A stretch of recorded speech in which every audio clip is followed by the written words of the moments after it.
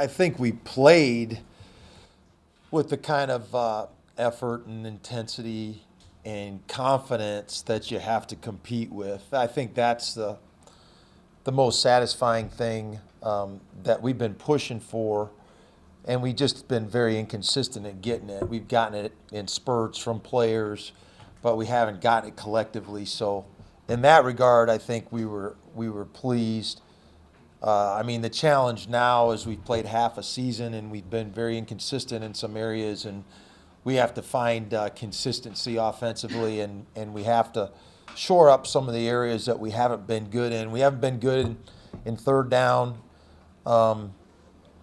We've been inconsistent in our pass protection, and in our passing game. You know, we have to be more consistent route running. We have to be more consistent making decisions in the pocket, and we have to protect and give our guy time to see the field. So those are areas that we've been working really hard in this bye week, and really at this time of year, you kind of have schemes that you like. It's more about just the repetition and routine of practice and just the energy in practice. And I think our guys know what plays we want to run, the schemes we want to run, and we're just repping them till they get bored with them right now, and until we get the execution that we want. And this is kind of a fun year to play and coach because of that. There's not a lot new, and we're just coming to practice with energy and looking for execution. But you talked a little bit about the passing game. You know, Gerard had such a great game versus Cal. Last two games, he hasn't gone over 100 yards passing. You know, does that have to get better? Or are you just taking what they give you? But are you worried that if you don't open it up, it's going to be hard to win in the Big 12? No, we absolutely we want to be more productive in the passing game. There's no question. We've had a lot of factors in the last couple of weeks that have attributed to that. You know, we've been very banged up front. We've got some young bodies that are playing that aren't used to playing at this level, and we had some physical games, and we were beat up. Sed and Connor and Vahe, all those guys. So that affected us the last couple of weeks. Losing to Jay hurt us.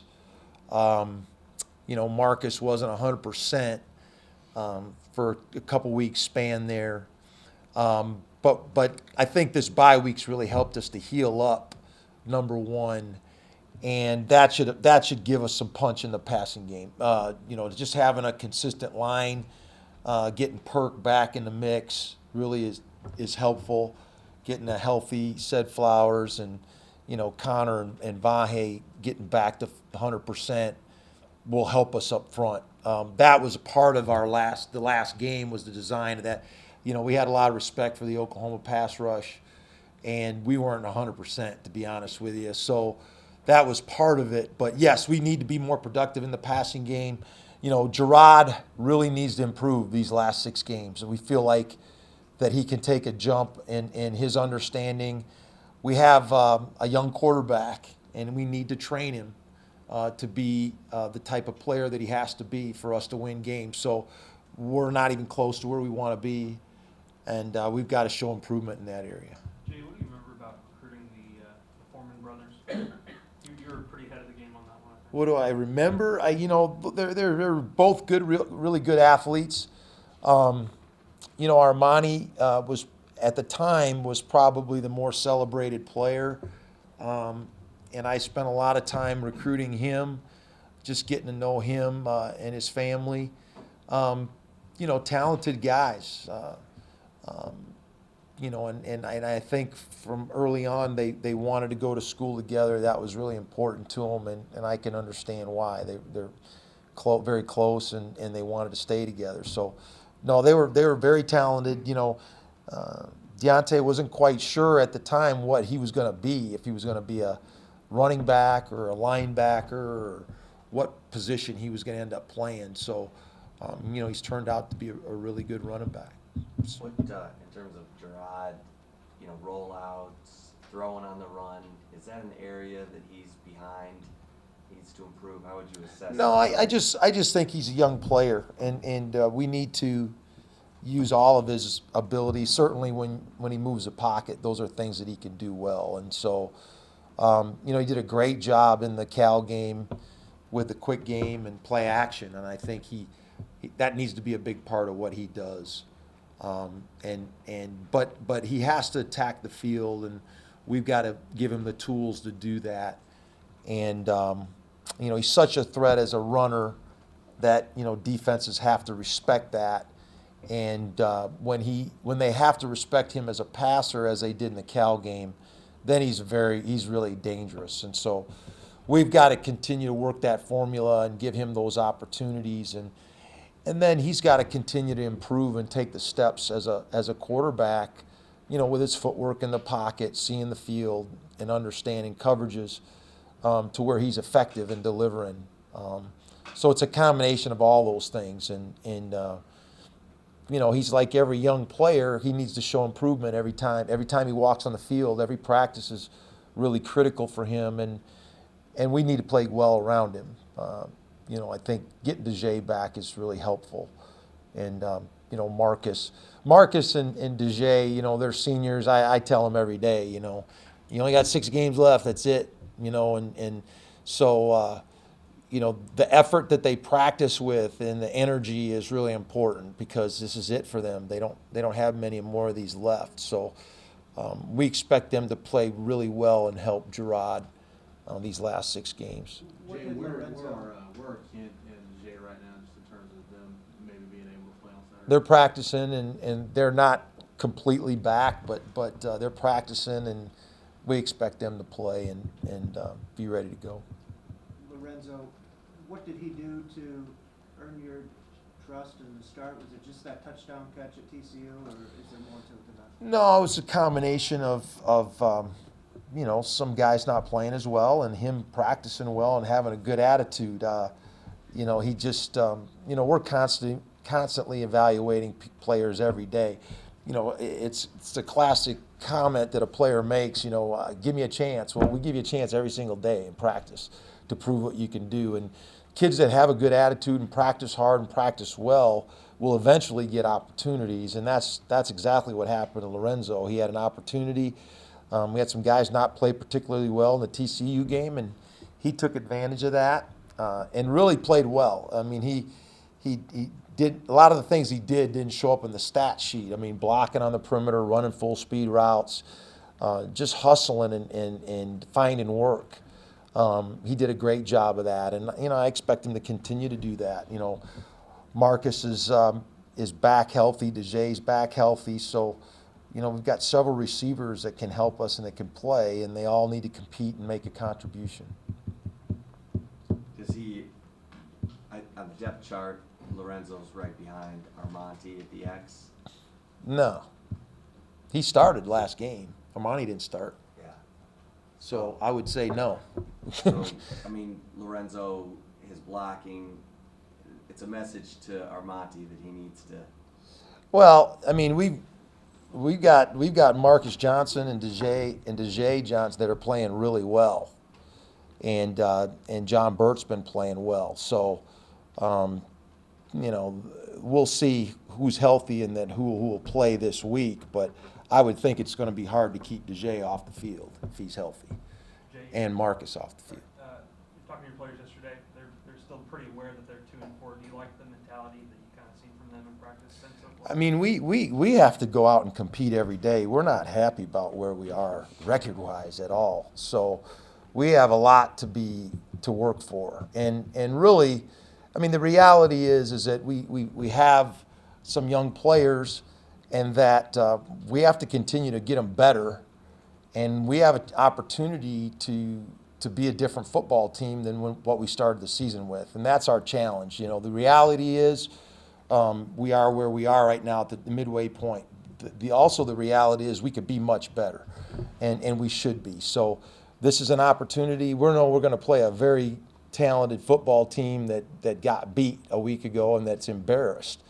And when you play a team like that, you're going to get their best effort. So we have to go out and be ready to play and be ready to win a football game. Jay, what similarities, you've been in this league for a long time, what similarities do you see, having observed Coach Snyder and having worked for Coach Strong, and just how they run their programs and what they value in players? I mean, both tremendously hardworking, both very detailed. You know, Coach Snyder was one of my college coaches at Iowa. I've known him for half my life, and he's a close friend, and, you know, we still talk a lot. I mean, the job that he's done at Kansas State is unprecedented in college football, any level of football. Just what he's done with his resources and the detail in which he goes about his preparation is really unmatched. And so, you know, I have the utmost respect for Coach Snyder. We talk, you know, on a regular basis still. And, you know, I marvel at what he does with what he has, and he gets the most out of his talent, and his teams are always prepared to play. So, you know, this is a game you always have to be prepared for, and you can't make mistakes when you play them. I mean, you have to be on top of your game. You have to compete very hard, and you have to execute, and that's what they always make you do to beat them. What did, One of Coach Snyder's famous handwritten notes. I do have one of his handwritten notes. I do. He wrote me a note after we played Alabama, actually, when I was at Oklahoma, and I've kept it. You know, those are pretty famous. But yeah, he's been a coach that I've respected over the years, ever since you know, when I was in college at Iowa. Had great respect for him, and you know, I've always really appreciated how he's handled his business, first class all the way. Did you spend the off week moving any of the young guys around to different positions, experimenting, anything like that? Not really. I mean, we practiced a lot of the young guys, and a lot of guys got opportunities to compete. But we really went to work each position, you know, picking out 2 or 3 things that we really wanted to improve on.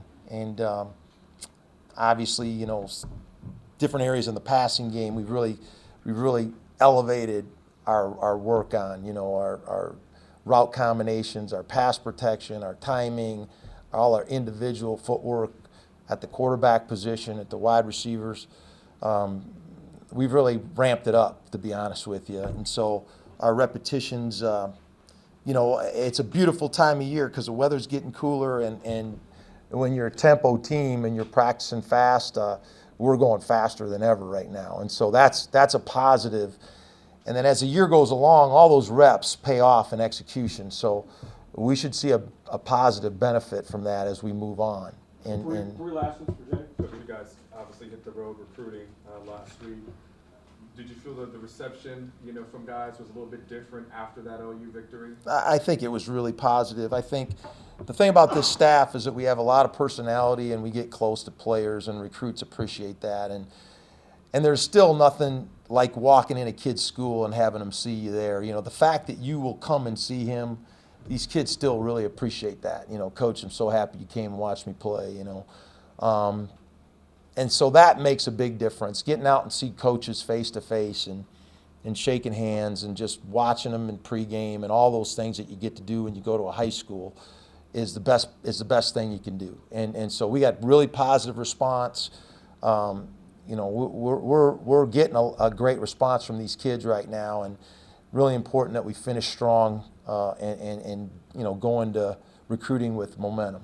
Coach, going back to Lorenzo, how impressed were you with his downfield blocking, and how important is that to get playing time? Lorenzo played really hard, and that's very important. You know, we always challenge our kids to find work if they're not getting the ball in their hands, and there are some great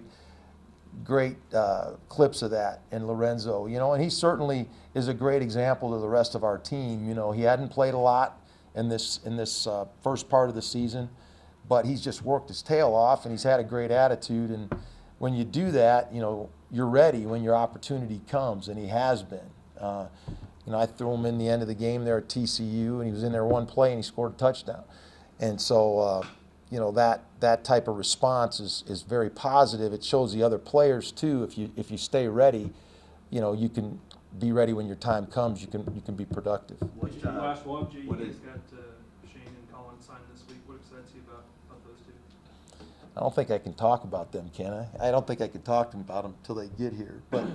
But you know, we're excited about all the kids we're recruiting, and I don't think I can respond about those guys yet. What did OU do to get up on top of K-State? It looked like they were throwing it, you know, successfully in the first half.